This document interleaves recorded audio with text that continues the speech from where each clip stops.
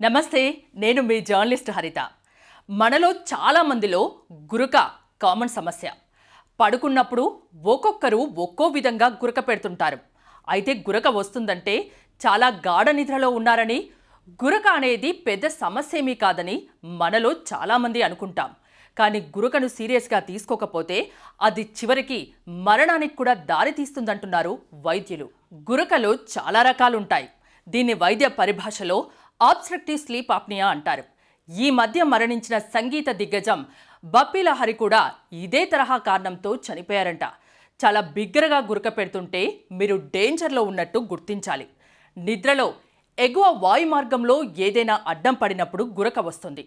దీనివల్ల డయాఫ్రాగమ్, ఛాతీ కండరాలు ఊపిరితిత్తుల్లోకి గాలిని లాగేందుకు వాయు మార్గాన్ని తెరవడానికి కష్టతరంగా మారుతుంది.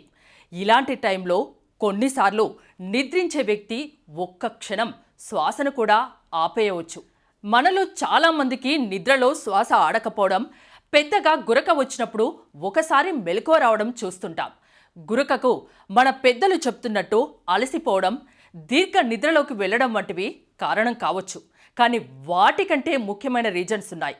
అందులో ఊబకాయం అంటే అధిక బరువు, దీంతో పాటు టాన్సిల్ సమస్య, హార్ట్ ఫెయిల్యూర్ సమస్యలు కూడా ముఖ్యమైన కారణాలంటున్నారు వైద్యులు.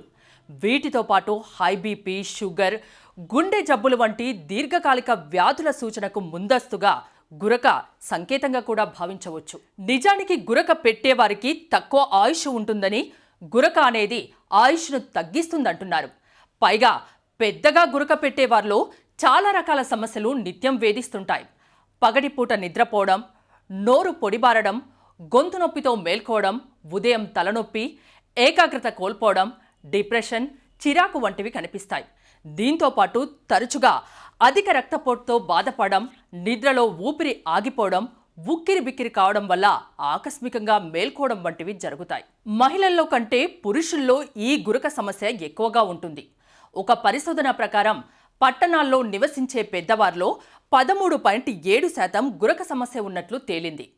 పైగా గురకతో బాధపడుతున్న వారిలో దాదాపు 60-70% మంది ఊబకాయంతో బాధపడుతున్నారని అధ్యయనాలు చెబుతున్నాయి.